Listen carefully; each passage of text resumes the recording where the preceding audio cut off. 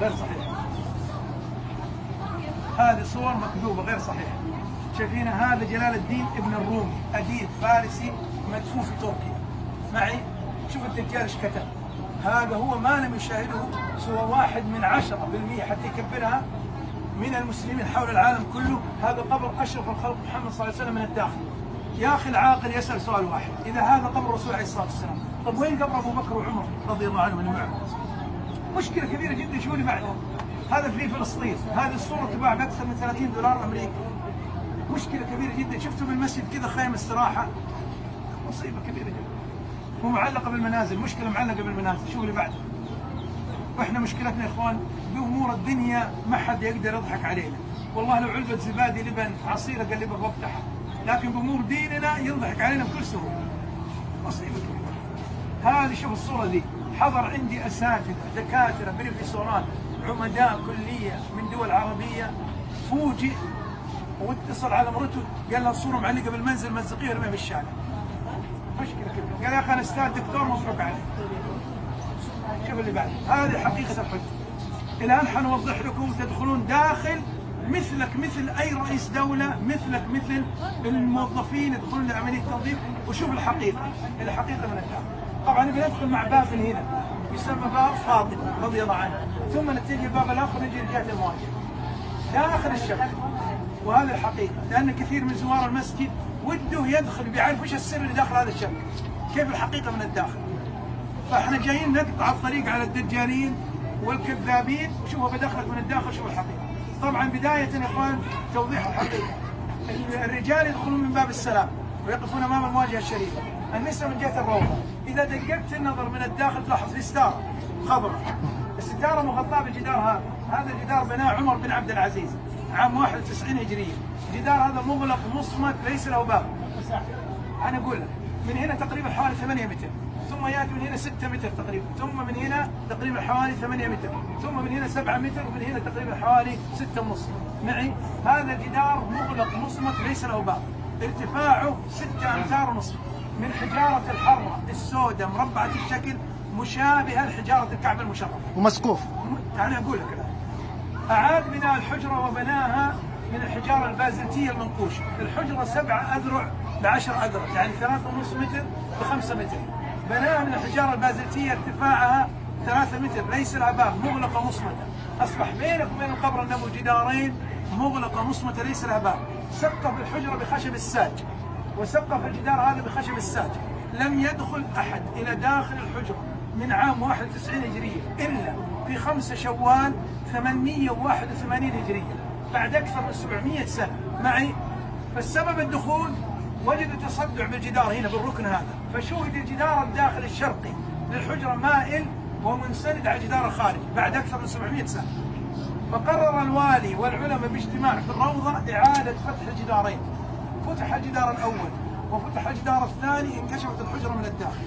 فكان من ضمن اللجنة اللي دخلوا إلى الداخل وشرح وضع الحجرة من الداخل وأخذ مقاساتها صاحب كتاب وفاء الوفاء نور الدين بن علي السمهودي المتوفى 911 هجرية. الكتاب موجود ومحقق ومحضر فيه رسالة ماجستير ودكتوراه. يقول رحمه الله الحجرة 7 أذرع ب10 أذرع، ويقول أن الحجرة أرضيتها رملة حصبة حمراء ندية ليس لها غبار. ويقول أن الحجرة طبعا تنزل مستواها على مستوى أرضية المسجد مسافة ذراع ونصف 60 سنتي معي. ويقول أن القبور لا يكاد يرى تسنيمها إلا قليلا، هابطة هبوط. أنت يوم تيجي المقابر القديمة هل تشاهدها مثل الجديدة؟ مقبرة لها 100 سنة وتناظر صور المقبرة، هل تشوفها مثل المقبرة اللي شفتها أمس؟ إذا ناظرت صورة ما تشوف قبور، أرضية منبسطة، صح ولا لا؟ تقول ما في قبور. فإذا كان 700 سنة يقول لا يكاد يرى تسنيمها إلا قليلا. أغلق الجدار الأول، أغلق الجدار الثاني، قاموا بعمل آخر، شال السقف اللي موجود على الحجرة وجعلوا سقف خشب متداخل مع بعض، وجعلوا في سقف الحجرة كوة نافذة دريشة طاقة، وبنوا مكان السقف هذا قبة حجمها صغير. القبة هذه ارتفاعها 8 متر موجودة، القبة تحت القبة الخضراء معي. القبة هذه ارتفاعها 8 متر وجعلوا فيها نافذة. ثم بعد ذلك طبعا أغلق جدارين، لم يدخل أحد إلى داخل الحجرة من عام 881 إلى وقتنا الحاضر. فبعد ذلك طبعا بقي الوضع هذا، لا يوجد شبك. طبعا بعد ذلك الآن الشبك هذا حندخل مع الباب ذا ثم نتجه إلى جهة الداخل. شوف الحقيقة من الداخل. أول من وضع الشبك هذا هو ركن الدين في ذاك الوقت بيبرس، تسمعون فيه ركن الدين الظاهر بيبرس. جاء زائر للمدينة وجد مخالفات شرعية حوالين الجدار. معي الناس كانت تيجي تسلم من جنب الجدار في 668 هجرية. معي فوجد المخالفات الشرعية فقام ببناء الشبك خشب درمسين له 3 أبواب ارتفاعه 3 متر. معي بقي الشبك من 668 إلى حدوث الحريق الثاني للمسجد النبوي في تقريبا 13 رمضان 886 هجرية. فأتى الحريق على الشبك. صنع الشبك اللي أمامنا ذا في مصر في 887 ووضع في 888. شوف التاريخ، أنشئ في عهد السلطان النصر أشرف قايتباي 888 1483 من هذا. لاحظ شيء مهم اللي هو هذا، شوف الشبك هذا والمحراب اللي بالروضة، نفس العبارة هذه مكتوبة خلف المحراب اللي بالروضة. بني الشبك والمحراب اللي بالروضة والقبة الخضراء في 888 هجرية، لكن القبة وجد فيها تصدع وبنيت هذه المنارة في 888. فلما شاهدوا هيلان بالمنارة وتصدع بالقبة وعيد بناء المنارة والقبة بعد 4 سنوات في 892 هجرية، وجعل لها 4 أعمدة ضخمة تعتمد عليها القبة. القبة ارتفاعها 28 متر، وكتب في بطن القبة أن القبة وانشأ التاريخ ودعا له ولوالديه. لونت القبة باللون الأخضر 1253 هجرية، كان لونها أبيض وكانت تسمى القبة الفيحاء. الآن بندخل مع باب من هنا يسمى باب فاطمة من الجهة الشرقية من هنا، ثم نتجه إلى جهة المواجهة. وشوف الحقيقة من الداخل وبدخلك مثلك. هذا الباب له أكثر من 600 سنة، واللي بيصور يا إخواني صور، ترى ما عندنا أي مانع. احنا جايين توضيح حقائق حتى ما ينضحك عليك، وهذه بذمتنا واحنا جايين نبري ذمتنا. معي؟ وهذا يسألنا الله سبحانه وتعالى عنه. هنا شوف الآن بيفتح الباب وشوف الحقيقة. انفتح الباب وش تشوفون أمامه؟ دخلت أنت مثلك مثل أي رئيس دولة. ها ادخل شوف وش قدامك. ها بلاط رخامي قديم صح؟ هذا من عهد الملك فيصل.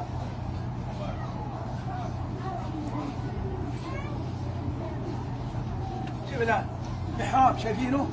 محراب. هذا المحراب يسمى محراب فاطمة رضي الله عنها من العهد العثماني، لأنه هنا حجرة فاطمة رضي الله عنها. خلف المحراب موجود صندوق أو سرير فاطمة رضي الله عنها مغطى بستارة خضراء. هنتجه يسار الروضة خلف الشبك هذا. الآن شوف الحقيقة. هنتجه يسار شوف الحقيقة. واللي بيصور يصور. حنعيد يوم حنعيد ثاني مرة. أبشر. أول مرة يعرض أول مرة. وأرجو المعذرة. المفروض نحن من زمان، لكن احنا طفح الكيل بالدجل والخرافات والكلام الفاضي. فهذا اللي خلانا غيرت الصورة. شوف الآن دخلنا مع الباب هذا اللي هو هنا، الباب هذا شايفينه؟ متجهين جهة القبلة. شوف الآن ستارة خضراء صحيح؟ هنا موجود صندوق، الصندوق هذا احنا وقت التنظيف من الداخل اللي يدخلون لعملية التنظيف ليسوا عمال ولا أغوات، وإنما موظفين ثقات. معي؟ يقوم شوف الغبار شايفينه؟ هذا نمسحه بخرق، يجمع الغبار يوضع بكيس يترك من قبل اللجنه، لانه سابقا كانوا يضحكون على الناس، ياخذون الغبار يبيعونه بمئات الاف، يقولون لهم هذا من تراب الحجره. ويباع بالالاف. الدجل والخرافات ما هو موجود عند الرئاسه العامه لشؤون المسجد الحرام والمسجد النبوي. اللي قائمين بالعمل الحجره من الداخل وخارج والحرم كلا هي الرئاسه العامه لشؤون المسجد الحرام والمسجد النبوي. لا يوجد خادم للحجره الا الرئاسه العامه لشؤون المسجد الحرام والمسجد النبوي، ولا يوجد احد عنده مفتاح باب الحجره الا الرئاسه العامه لشؤون المسجد الحرام والمسجد النبوي. معي؟ الان دخلنا هذا الصندوق احنا مغطينه بالستاره، وقت التنظيف نحركه يمين ويسار ويسمى صندوق الصندل. هذا كان يعجن في طيب الصندل بالعهد العثماني. الستاره هذه جددها الملك فهد رحمه الله عام 1406 هجريه لوقتنا الحاضر. الروضه هنا وانت على يسارك الجدار هذا اللي هو بناء عمر بن عبد العزيز، شايفينه؟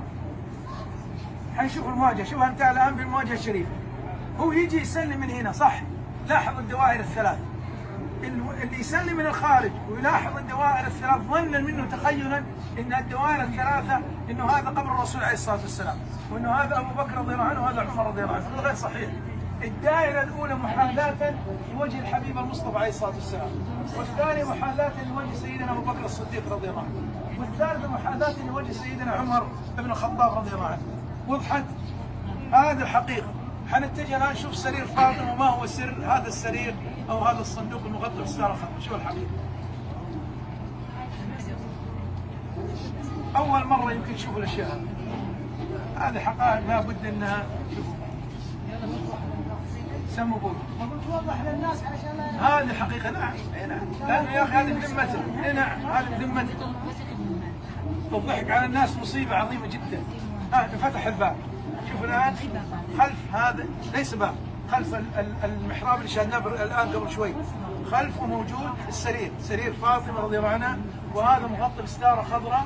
فهذا السرير من العهد العثماني، كانت توضع فيه المجوهرات والهدايا التي تاتي من بعض السلاطين والحكام العثمانيين. ايش معنى السرير عفوا؟ السرير اللي هو سرير يعني يسمى، يقولوا لك انه هذا سرير فاطمه او صندوق فاطمه. شوف شكل سرير معي. فهذا طبعا توضع في المجوهرات. حقيقي؟ لا ايوه حقيقي من العهد العثماني. العهد العثماني. طبعا هذا كانت توضع في المجوهرات والهدايا التي تاتي من بعض السلاطين والحكام العثمانيين. مع اخر الحكام العثمانيين عمر فخري باشا اخذت جميع المحتويات بالقطار الى تركيا، وتعرض من عام 1336 في تركيا، وتعرض بالمتحف في تركيا. هذه بيوت الصحابه رضوان الله عليهم حوالين المسجد. شكرا. الله يحييكم. ما في صوره داخليه. يا وين في جدارين مغلقه بعد ما دخل السمودي لم يدخل احد. اغلق الجدارين من 881 هجريه لم يدخل احد. ابدا ما تقدر. السبب لان الله سبحانه وتعالى استجاب لدعاء الرسول عليه الصلاه والسلام حينما قال اللهم لا تجعل قبري وثنا يعبد. وعائشه رضي الله عنها تقول لو برز قبر النبي لعبد من دون الله. تخيلوا لو كان القبر قدامك ايش تبي تشوف؟ فالله سبحانه وتعالى كما قال ابن القيم رحمه الله حماه بثلاثه جدر، الجدارين الداخليه والجدار الخارجي الشبك الخارجي. معي؟ كيف لو كان القبر قدام الناس؟ ما الذي سوف يحدث؟ اذا كان هذا طبعا نور الدين زي في ذاك الوقت اللي هو الظاهر بيبرس لما جاء زائر شاف المخالفات الشرعيه 668، شلون الظاهر بيبرس لو جاء بزماننا الان وشاف اللي يحدث الان حوالين الشبكه؟ هذه يعني اذا كان بزمانه وش هي؟ هنا هذه الحجره، هذه ثلاثة القبر نفس مكان القبر. هذه يا امي اللي فيها القبر، لان الرسول عليه الصلاه والسلام لما توفي في حجره عائشه ام المؤمنين رضي الله عنها هنا بالمكان اللي دفن فيه. معي؟ فكانت وفاته على سرير خشب متواضع، فالصحابه رضوان الله عليهم غسلوه وكفنوه وصلوا عليه جماعات في حجره عائشه رضي الله عنها. نفس الحجره. في نفس الحجره. وسكنت عائشه في نفس الحجره وبقيت في نفس الحجره الين توفت. فبعد وفاة عمر بن الخطاب رضي الله عنه ودفنه جوار الرسول عليه الصلاة والسلام وأبو بكر الصديق رضي الله عنه قسمت الحجرة جزئين، جزءا لها شمالا وجزءا للقبور. معي؟ فهذه بالنسبة إلى أن توفت. بعد ذلك طبعا أغلقت الحجرة، طبعا بقيت الحجرة إلى زمن عمر بن عبد العزيز وأغلقها. جزاك الله خير. الله يحفظك. هذه آخر شريحة؟ هذه آخر شيء. جزاك الله.